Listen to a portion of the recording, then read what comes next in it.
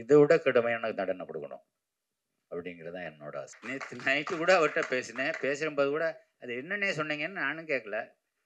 அவரும் அதை பற்றி எதுவுமே என்கிட்ட அப்படி அந்த அரசியல் பேச மாட்டார். என் கூட என்கிட்ட பேசும்போது தம்பிங்கிற உறவு மட்டும்தானே தவிர அரசியல் எனக்கும் அவருக்கும் எந்த விதமான தொடர்பு இல்லை. எனக்குள்ள இருக்கிறத இது என்னால பண்ண முடியும் அப்படின்னு என் மேலே எனக்கு நம்பிக்கை கொடுத்தது பாலா சார். உங்களுடைய படங்கள்லாம் கிளைமேக்ஸ் வந்து முதல் படத்துலேருந்து இப்போ வரைக்கும் ஒரு வன்முறை, ஒரு வன்மம், இல்லைன்னா ரொம்ப ரத்தம், ரொம்ப இயல்பில் நடக்காததா இருக்க மாதிரி இருக்கு. இந்த கோபம் யார்கிட்டேருந்து வந்தது? ஏன்னா பாலுமேந்திரா சார் இருந்தீங்க, சார்கிட்ட வந்து அந்த மாதிரி பழக்கமே கிடையாது. இது எங்கேருந்து கற்றுக்கிட்டீங்க? இது கற்றுக்கிட்டு வர்றதில்ல. அது தவறான பதிலாக கூட இருக்கலாம். அது ரத்தத்தில் இருக்கு சார். இந்த படத்தினுடைய ஓப்பனிங் ஆச்சு, ஹீரோ இன்ட்ரடக்ஷன் பண்ணும்போது ஒரு கையில் விநாயகர், ஒரு கையில் பெரியார் இருப்பார். அதை பற்றி சொல்லுங்கள் சார். அது அந்த படத்தோட கிளைமேக்ஸ்க்கான ஒரு குறியீடு தான். கிளைமேக்ஸில் தங்கை இறந்ததுக்கப்புறம் படைத்தவனும் இங்கே கைவிரித்தானேன்னு முடியும். ஸோ ஆரம்பத்தில் என்ன அதுக்கு இதுக்கும் லிங்க் பண்ணுறதுக்காக ஒரு சின்ன குறியீட்டுக்காக அது வச்சுருந்தது. பாலாண்ணா, பொதுவாக வந்து நம்ம தமிழ் சினிமாக்களில் வந்து கன்னியாகுமரி மாவட்டத்தில் போயிட்டு ஏதாவது ஒரு சாங்காவது எடுத்துகிட்டு வந்துடுவாங்க. ஆனால் ரொம்ப நாள் ஆச்சு இப்போது அந்த பக்கம் போய். ஆனால் நீங்கள் முழு படமும் கன்னியாகுமரி மாவட்டத்தில், அதுவும் கன்னியாகுமரியை சுற்றி அந்த களம் எப்படி அந்த தேர்ந்தெடுத்தீங்க? அதுக்கு ஏதாவது ஸ்பெசிஃபிக் ரீசன் ஏதாவது இருக்கா? இல்லை, இது வரைக்கும் கன்னியாகுமரின்னு சொல்லி முன்னாடி பழைய படம் ஒன்று வந்திருக்கு. அதுவும் மலையாள படம் நினைக்கிறேன். அதுக்கப்புறம் எதுவுமே எடுக்கப்படல. ஸோ மற்ற களங்கள்லாம் எடுத்துட்டாங்க. நிறைய திருநெல்வேலி, மதுரை, கோயம்புத்தூர் அது எல்லாமே எடுத்துட்டாங்க. சென்னைலாம் எல்லாமே முடிஞ்சிருச்சு. அது ஒன்று மாத்திரம் பாக்கி இருக்கே, அந்த அந்த கதைக்களத்தை எடுத்துக்கிறோமேன்ற ஒரு விருப்பம்தான். ஓகே. அண்ட் சுரேஷ் காமாட்சி பிரதருக்கு ஒரு கேள்வி. பிரதர், இது வந்து ஒரு ஆத்தென்டிக்கான இது விஷயம் கிடையாது. பட் இருந்தாலும் ஒரு நடிகராக வந்து எல்லாரும் சிம்பு அப்ரோச் பண்ண பயப்படுவாங்க, ஒரு டைரக்டராக வந்து பாலானாவை அப்ரோச் பண்ண பயப்படுவாங்க. ஆனால் நீங்கள் இந்த 2 பேரையுமே வந்து கரெக்டாக ஹேண்டில் பண்ணி ஒரு பேக் டு பேக் ஹிட் கொடுத்துருக்கீங்க. எப்படி? நிறைய பேர் கேட்ட கேள்வி நிறைய இடத்துல நான் பதில் சொல்லிட்டேன். இப்போ நீங்கள் உங்களுக்கும் சொல்கிறேன். அப்படிலாம் கிடையாது. நம்ம சரியாக இருந்தால் மற்றவங்க சரியாக இருப்பாங்க. அதான் நம்ம முதலே சொல்லிட்டேன். அதான், அதாவது ரிலேஷன்ஷிப்ன்றது கண்ணாடி மாதிரி தான். நம்ம சரியாக இருந்தால் மற்றவங்க சரியாக இருப்பாங்க. இப்போ நீங்கள் நம்ம எங்கேயாவது ஒரு இடத்துல தப்பு பண்ணுறோம் போது அதை வந்து அவங்க அட்வான்டேஜ் எடுக்கிறதுக்கு வாய்ப்பு இருக்கும். ஸோ நம்ம சரியாக இருந்தால் எல்லாம் சரியாக இருக்கும். நம்ம அடுத்தவங்களை குறை சொல்கிறத விட நம்ம சரியாக இருக்கணும், அவ்வளோதான். இவங்களை ஹேண்டில் பண்ண முடியும், அவங்கள ஹேண்டில் பண்ண முடியும் அப்படிலாம் கிடையாது. ஹேண்டில் பண்ண முடியாதவங்க ஹேண்டில் பண்ண முடியும்னு நினைக்கிறவங்க கிட்ட வந்து படைப்பு திறன் இருக்காது, அவ்வளோ ஒரு இது இருக்காது. ஸோ அப்படியும் நம்ம பார்க்க வேண்டியது இருக்குல்ல. இப்போ நீங்கள் எல்லோரையும் நம்ம ஹேண்டில் பண்ண முடியாத ஆட்களை நம்ம சூஸ் பண்ணுறோன்னு வச்சுங்களேன், அவங்களோட திறமை இருக்காது. ஸோ அப்படியும் பார்க்க வேண்டியது இருக்குல்ல. ஸோ அதனால் அதெல்லாம் ஒரு இது கிடையாது, நம்ம நடந்துக்கிறதுல தான் இருக்குது. அருண் பிரதர், உங்களுக்கு ஒரு கேள்வி. இப்போ அவருக்கு நான் நன்றி சொல்லிக்கிறேன். என்னை பற்றி இவ்வளோ பாசிட்டிவாக சொன்ன ப்ரொடியூசர், அவருக்கு மிக்க மிக்க நன்றி. நீங்கள் இப்போ ரீசன்ட் டைம்ஸில் வந்து நிறைய அவங்க கெட்டப் சேஞ்ச் பண்ணிட்டீங்க. ஆனால் இந்த படத்தில் நீங்கள் ஃபிலிம் இண்டஸ்ட்ரியில் இன்ட்ரடியூஸ் ஆகும்போது இருந்த ஒரு அந்த கர்ல் ஹேர், தாடி வச்சு ஒரு அதான் ஆரம்பத்துக்கே போய் மறுபடியும் புதுசாக ஆரம்பிக்கிற மாதிரியான ஒரு ஃபீல் எனக்கு பர்சனலாக நான் ஃபீல் பண்ணேன். ஏன்னா பாலானோட படத்துக்குள்ளே வரும்பொழுது திருப்பி வேற ஒரு வெர்ஷனில் வரணும், ஒவ்வொரு நடிகர்களும் வர்றாங்க. அந்த மாதிரி நீங்கள் ஏதாவது ஃபீல் பண்ணீங்களா? அவங்க கெட்டப் எப்படி, ஏன் அந்த மாதிரி பழைய இதுக்கு போனீங்க அப்படின்றது? இல்லை, பாலா சார் ஒரு விஷயம் மைண்டில் வச்சுருந்தாங்க, இந்த கதாபாத்திரம் இப்படி இருக்கணும், இப்படி பண்ணணும் அப்படின்ட்டு. ஸோ அதுதான், அது பாலா சாரோட விஷன் தான். ஸோ அதுக்கு தகுந்தாப்பில் தான் நம்ம பண்ணோம். எனக்குமே வந்து டோட்டலாக நான் இது வரைக்கும் பண்ண படங்களில் அப்படியே மாறுபட்டு பண்ணது தான் இன்றைக்கி இந்த பேர் கிடச்சிருக்கு அப்படின்னு நான் நினைக்கிறேன். ஸோ அதுக்கு பாலா சாருக்கு தான் நன்றி. வாழ்த்துக்கள், வாழ்த்துக்கள்.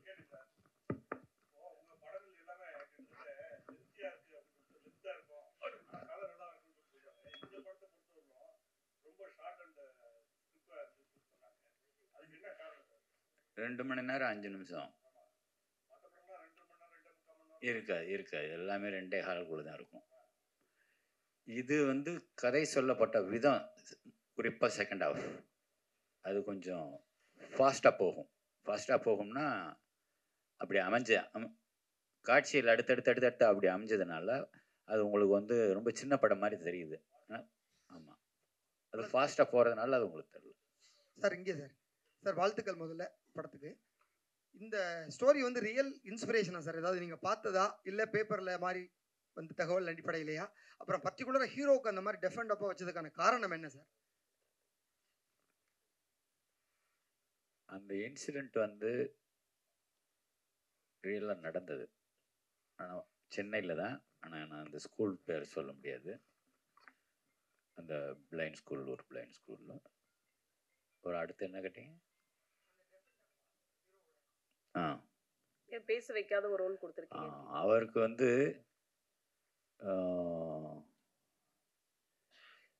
பேசி பேசியே தான் வசனத்தில் சொல்லியே தான் புரிய வைக்கணுன்ற ஒரு ஒரு ஒரு இந்த காலத்தில் பேசாமலையும் புரிய வைக்கலாம் அப்படின்னு எடுத்துக்கிட்ட ஒரு ஒரு ஒரு ஒரு முயற்சி. பல சார்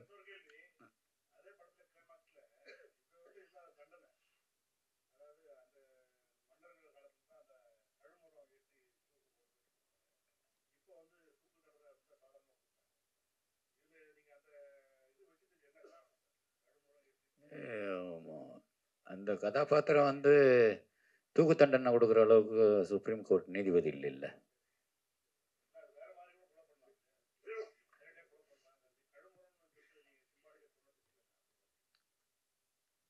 அது அந்த காலத்தில் நடந்திருக்கு இல்லையா, அந்த இடத்துல அது நடந்துருச்சு. அப்படிதான் எடுத்துக்கணுமே தவிர அதுக்கு ஒரு காரணம் என்ன அப்படின்றது நம்ம தேட வேண்டியதில்லை. பாலா சார், உங்கள் படங்களில் பழைய படங்கள் பார்த்தாலும் இந்த படம் தான் பார்த்தாலும் ஒரு கிறிஸ்டியானிட்டியை வந்து கிண்டல் பண்ணுவீங்களா, விமர்சனிக்கீங்களா, இல்லை வேறு பண்ணுவீங்களா தெரியல. ஒன்று. அப்புறம் நடிகர் திலகம் சிவாஜி கணேசன் இந்த பட கேரக்டரும் சரி, அவனி வள்ளியும் ஒரு நடிக்கிற மாதிரி வரும். அது வந்து உங்களோட ஒப்பீனியன் என்ன சொல்ல வரீங்க நடிகர் திலகத்தையும் கிறிஸ்டியானிட்டி? கிறிஸ்டியானிட்டியை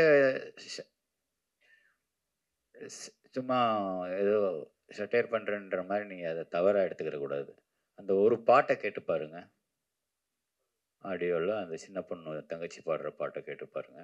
அப்படி சொல்லவே மாட்டீங்க. முழு பாட்டையும் கேட்டிங்கன்னா சொல்ல மாட்டீங்க. நடிகர் திலகம் சிவாஜி கணேசன் என்ன எதில் வந்தார் இதுக்கு முன்னாடி?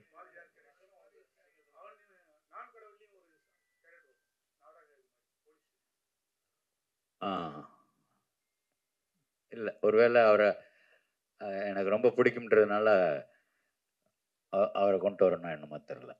டைரக்டர் சார் வந்து கடுமையான தண்டனைகள் வேணும், இங்கே தான் கடுமையான தண்டனைகள் வேணும் அப்படின்னு நினைக்கிறீங்களா? ஏன்னா அரபு கண்ட்ரியில் இந்த மாதிரி தண்டனை இருக்குது, அது மாதிரி இந்த படத்தில் சொல்லியிருக்கீங்களே. இதை விட கடுமையான தண்டனை கொடுக்கணும் அப்படிங்கிறது தான் என்னோட ஆசை.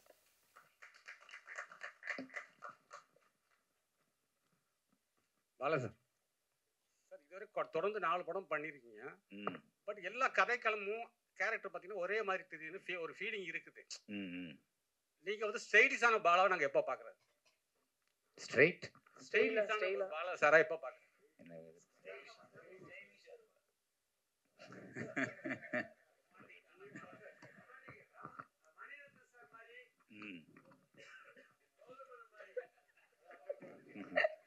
ஆமாம், அப்படி ஒரு படம் எடுக்கலாமே. ஒரு கதை இருந்தால் கொடுங்க, எடுப்போம். பாலாண்ணா, இல்லை இல்லை இல்லை, இதில் தான் முழுமையாக இருக்கேன். ரெடி ஆகிட்டு இருக்கு. பாலாண்ணா ஆக்சுவலாக அந்த பாலாண்ணா இங்கே படத்தில் ஃபுல்லாக இவர் அருண் விஜய் பேசும்பொழுது அவங்க சிஸ்டர் தான் அவங்க டிரான்ஸ்லேட்டர் மாதிரி எல்லா விஷயங்களும் பேசிகிட்டு இருப்பாங்க, எல்லாத்துக்கும் மற்றவங்களுக்கு புரிய வைக்கும் பொழுது. ஆனால் கிளைமேக்ஸில் வந்து அந்த சிஸ்டர் இறந்த அந்த நேரத்தில் இவருடைய எமோஷன்ஸே வந்து ஒரு சாங்காகவே நீங்கள் கன்வே பண்ணியிருப்பீங்க. அது ரொம்ப புதுசாக இருந்தது. ஆக்சுவலி அந்த மாற்றுத்திறனாளிகளுக்கு ஒரு மாண்டேஜி தான் சாங் பண்ணியிருப்பாங்க. பட் அவங்களுடைய உணர்வுகள், அவங்க பேசுகிறத சாங்காகவே நீங்கள் கன்வே பண்ணியிருப்பீங்க. அது ரொம்ப நல்லா இருந்தது. இன்னொரு விஷயம் வந்துட்டு, எப்படி நீங்கள் ஹீரோ கேரக்டருக்கு வந்து ஒரு அழுத்தமான ஒரு பயங்கரமான ஒரு கேரக்டராக போர்ட்ரேட் பண்ணுறீங்களோ, அதே மாதிரி ஒவ்வொரு படங்களையும் ஹீரோயின் கேரக்டரையும் ரொம்ப ரொம்ப சுவாரஸ்யமாக, ரொம்பவும் மற்ற படங்களில் இல்லாத அளவுக்கு நீங்கள் அழகாக போர்ட்ரேட் பண்ணுறீங்க. இந்த படத்தில் ஹீரோயின் கேரக்டருக்கும் அவ்வளோ ரெஸ்பான்சிபிலிட்டி இருந்தது படம் ஃபுல்லாகவே. ஏன்னா ஃபஸ்ட் ஹாஃபில் அப்புறம் அவங்க தான் அதை இவருக்கு ஈக்குவலாக அவர் வந்து அதை படத்தை தூக்கிட்டு வந்துட்டு இருக்காங்க. அந்த மாதிரியான ஒரு விஷயங்களை எப்படி உங்களுக்கு தோணுது? அதே மாதிரி உங்க வயலன்ஸ் வந்து ஹீரோயின் மேலேயும் காட்டுறீங்களே, ஹீரோ மூலமா. நீங்க கேட்டீங்க வயலன்ஸ் வந்து என்னோட ஹேபிட்ன்னு, அதாவது என்னோட குணம் அப்படின்றீங்க. நம்ம அதாவது வில்லன்களை பழி வாங்கும் பொழுது. ஆனா வந்து ஹீரோயின் மேலேயும் வந்து எல்லா படங்களையும் ஹீரோக்கள் வந்து வயலன்ஸ் காமிச்சிட்டு தான் இருக்காங்க. இந்த படத்துலயும் அது போட்ல அந்த பொண்ணு வந்து அந்த ஹீரோவோட அந்த இயலாமைய, அது பேச காது கேட்க தெரியாது இயலாமைய கிண்டல் அடிக்கிறா. பொதுவாக கிண்டல் வந்து சும்மா அவங்களுக்கெல்லாம் அப்படின்னு மூக்கு தொட்டாலே கோவம் வரும். நம்ம மூக்கு நம்ம தொட்டாலே கோவம் வரும், ஏதோ சொல்கிறோம் அப்படின்னு சொல்லிட்டு. அப்படி இருக்கும்போது நேருக்கு நேராகவே அவனை ரொம்ப டீஸ் பண்ணி பேசுகிற போது அப்படி தான் அடிப்பேன்.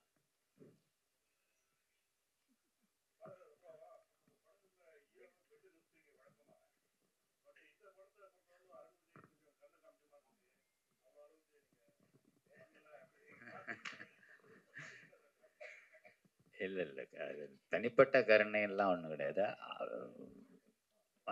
மற்ற ஹீரோஸ்க்கு கொஞ்சம் விட கொஞ்சம் ஸ்ட்ராங் பர்சனாலிட்டி இல்லையா அருண். ஸோ அதனால் என்னால் ஈஸியாக வேலை வாங்க முடிஞ்சது. அதனால் அது உங்களுக்கு கம்மியாக இருக்கிற மாதிரி தெரியுது. இன்னும் நிஜமாக எடுத்தோம்னா அது இன்னும் ஓவர் வயலன்ஸ் ஆகிடும். ஏன்னா இன்னும் பேலன்ஸ் இருக்குல்ல, இன்ட்ரோல் பிளாக் இருக்குது, கிளைமேக்ஸ் இருக்குது. அதுக்கு முன்னாடியே மற்ற அடியெல்லாம் போட்டோம்னா அது கிடைக்காது நமக்கு. பாலா சார், தமிழ் சினிமாவில் 1000 கோடிங்கிறது வந்து ஒரு பெரிய விஷயமா இருக்குது. ஹிந்தி வந்துட்டு, தெலுங்கு வந்துட்டு, மற்ற லாங்குவேஜ் வந்துட்டு, ஒரு முக்கியமான இயக்குனராக ஏன் தமிழ் சினிமா அந்த 1000 கோடி வந்து வரமாட்டுக்கு என்ன காரணம்னு நினைக்கிறீங்க? இந்த வியாபார நுணுக்கத்துல எல்லாம் எனக்கு அவ்வளோ ஞானம் இல்லை. அப்புறம் ஒரு சொல்லணும், நானா கேட்காமே சொல்லணும். லாஜிக் மிஸ்டேக்னு சொல்லிட்டு யாரோ ஒருத்தர் வந்து விமர்சனம் பண்ணியிருந்தார். அதில் என்னென்னா, எப்படி ஜெயிலில் ரொம்ப சர்வசாதாரணமாக 2 பொண்ணுங்களும் ஒரு ஃபாதரும் போய் பார்க்குறாங்க, அது வாய்ப்பே இல்லையே அப்படின்னு சொல்லிட்டு. அது ஜெயில் இல்லை, அது முன்னாடி உள்ள கோர்ட் சீனில் பேசுகிறம்போது no judicial custody, no police custody, throw him to the convict ward அப்படிமா. அது கன்விக்ட் வார்டு, நோயாளிகள் பிரிவு. அது அது அந்த ஊருக்குள்ளே இருக்கிற இந்த ஜிஹெச்லேயே இருக்கிற ஒரு பகுதியில் ஒதுக்கி வச்சுருப்பான், அது நோயாளிகள் பிரிவு, அது ஜெயில் இல்லை. நிறைய பேர் அது அந்த அந்த ஜட்ஜு சொன்ன வார்த்தையை கேட்ச் பண்ணாதனால இங்கே இது லாஜிக் மிஸ்டேக்னு சொல்லிட்டாங்க. அதை நான் கொஞ்சம் கிளியர் பண்ணிக்கிறேன். பாலா சார், சார்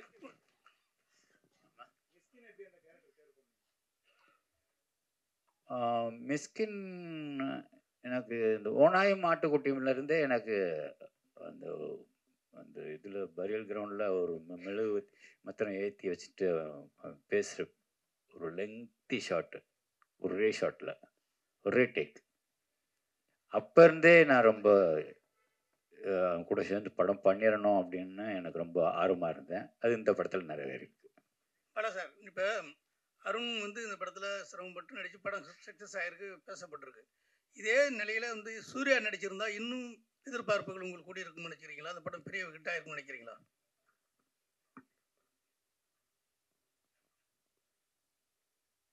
இப்போ இந்த படம் ஹிட் ஆயிருக்குல்ல,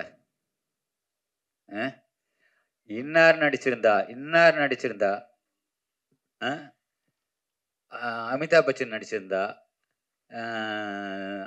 ஷாருக் கான் நடிச்சிருந்தா, அப்படி அது எதுக்கு பேக்கில் போகணும்? ஒன்ஸ் முடிஞ்சு போச்சு, ரிலீஸ் ஆகிடுச்சு, ஹிட் பண்ணி கொடுத்துட்டீங்க, அப்புறம் திரும்ப நம்ம ஏன் பேக்கில் போய் திரும்பி பார்க்கணும்? சரி, அப்படின்னு ஒரு சார், இப்போ இந்த பாலடைஞ்ச கிணத்துலேருந்து நிறைய புல்லுகள் மேலே வரும், அதில் ஒரு பலகை வரும், அந்த பலகத்தில் நான் இருக்கும் இடத்து செல்வம் கொளிக்கும் அப்படின்னு ஒரு காமெண்ட் பண்ணுற மாதிரி பண்ணியிருப்பீங்க.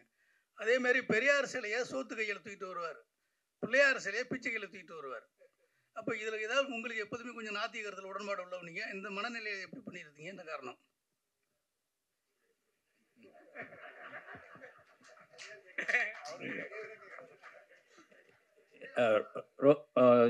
சோத்து கை நொட்டாங்கைன்னு சொல்லி ரொம்ப திங்க் பண்ண வேண்டாம்.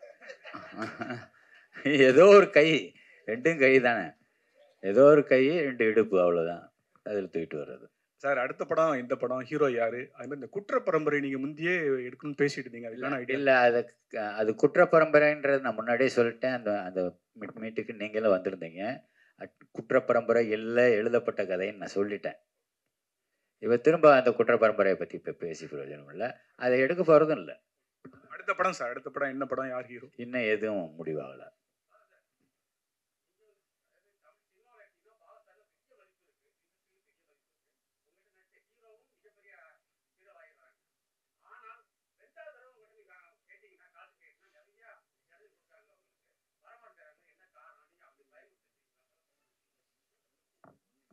என்ன பார்த்தா அவ்வளோ பயமாக இருக்கு?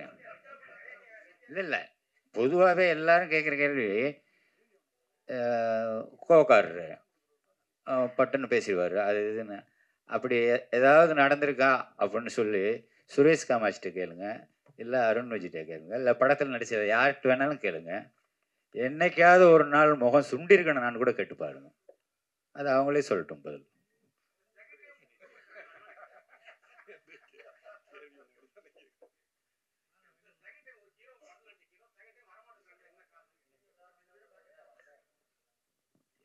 வந்தாங்களா, வராமல் ஏன் இருக்காங்க? நமக்கு வந்து வெரைட்டி, வேறு வேறு ஆர்டிஸ்ட் கூட ஒர்க் பண்ணால் வேறு வேறு எக்ஸ்பீரியன்ஸ் கிடைக்கும்ல.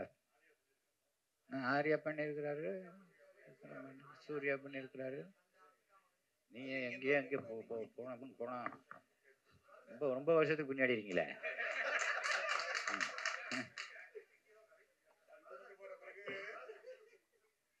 அருண் விஜய் சார், நான் ஒரு கேள்வி கேட்குறேன்.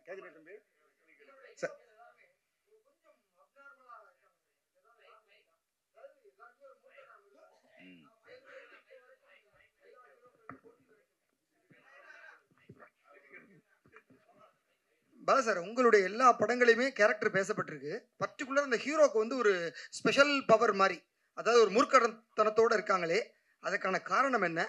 இல்லை சமூகத்தினுடைய இது மாதிரி இருக்கிற ஆட்களை நம்ம கொண்டு வரணும்? அதர்வா நடித்த பரதேசியில் வந்து ரொம்ப அப்பாவே தானே வர்றான். எல்லா கேரக்டரும் அப்படி இருக்கிறது இல்லையே. அதில் கூட பார்த்தீங்கன்னா ஒரு அகோரி மாதிரி அதர்வா நடிச்சது நான் சொல்றேன் பரதேசி. நன்றி சார், நன்றி சார். பொங்கலுக்கு வெளிவந்த படத்துல விஷாலோட படமும் பயங்கரமா ஹிட் ஆயிருக்கு. ஸோ விஷாலுக்கு ஏதாவது மெசேஜ் சொல்றீங்களா? வாழ்த்துக்கள் சார்.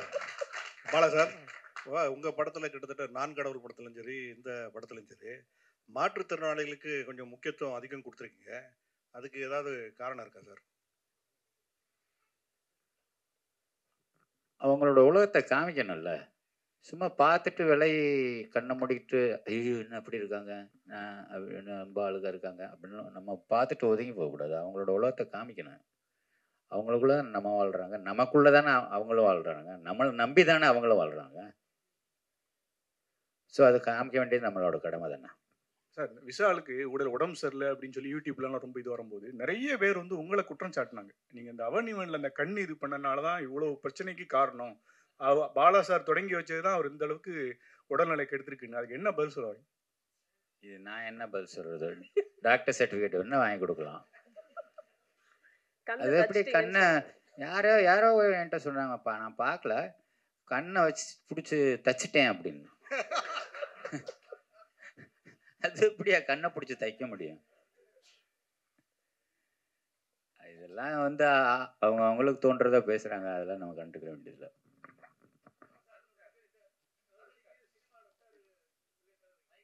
சார், அருண் விஜய்க்கு ஒரு கொஸ்டின் சார்.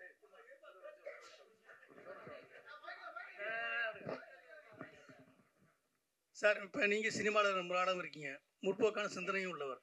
அதேமாரி சீமானும் சினிமாலாம் இருக்கார், அவரும் ஒரு முற்போக்கான சிந்தனையாளர். இப்போ சமீப காலமாக பெரியாரை பற்றி ஒரு அவதூறு கருத்து பரப்பிட்டு நிறைய இடத்துல ஒரு பரபரப்பாக கருத்துன்னு போயிட்டு இருக்கு. அதுக்கு உங்களுடைய கருத்து என்ன, அப்படின்னா என்ன நினைக்கிறீங்க? அதை பற்றி அது பேசுறது சரியா?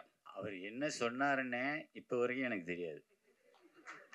நேற்று நைட்டு கூட அவர்கிட்ட பேசும்போது கூட அது என்னன்னே சொன்னீங்கன்னு நானும் கேட்கல. அவரும் அதை பற்றி எதுவுமே என்கிட்ட அப்படி அந்த அரசியல் பேச மாட்டார் என் கூட. என்கிட்ட பேசும்போது தம்பிங்கிற உறவு மட்டும்தானே தவிர அரசியலுக்கும் எனக்கும் அவருக்கும் எந்த விதமான தொடர்பு இல்லை. சார் நீங்கள் எல்லாருமே பாலுமகேந்திரா சாரோட சிஷ்யர்கள் எல்லாருமே நல்ல நிலைமையில் இருக்கீங்க. நீங்கள் சீமான் சார், ராம் சார், வெற்றிமாறன், சுகா குரூப். உங்கள் குருநாதர் பேரில் சென்னையில் ஒரு நினைவு சின்னம், ஒரு சிலை, ஒரு தெரு, ஒரு விருது எதுவுமே கிடையாது. சிஷ்யர்கள் நல்ல நிலைமையில் இருக்கும்போது ஏன் குருநாதர் மறந்தீங்க?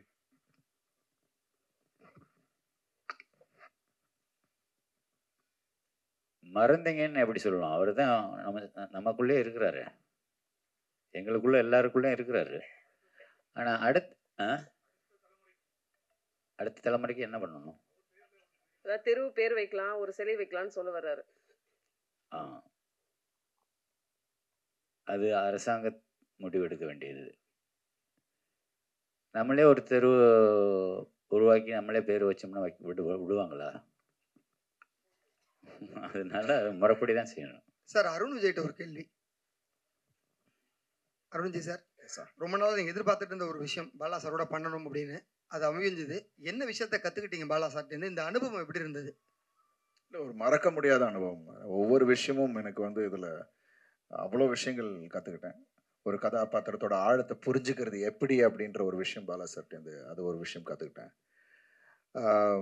அதான் எனக்குள்ளே இருக்கிறத இது என்னால் பண்ண முடியும் அப்படின்னு என் மேலே எனக்கு நம்பிக்கை கொடுத்தது Bala sir. So I think அதுக்கு நான் ரொம்ப நன்றிகள் பாலா சாருக்கு இந்த நேரத்தில். ஸோ எவ்ரிதிங் இன்னைக்கு எல்லாரும் அப்லாட் பண்ணுறாங்க, எல்லாருமே சொல்கிறாங்கன்னா அது பாலா சார் எனக்குள்ளே இருக்குது அப்படின்னு சொல்லிட்டு அதை வெளியில் கொண்டு வந்தார். So thank you so much Bala sir. உங்கள் கேள்விகளுக்கு நன்றி. பொங்கல் படமாக வந்த வணங்கான் படம் மிகப்பெரிய வெற்றியாக்கிய ஊடகத்தையும் கொண்டு போய் சேர்த்த மக்களுக்கும் படக்குழுவினர் சார்பில் நன்றி. மீண்டும் சந்திப்போம்.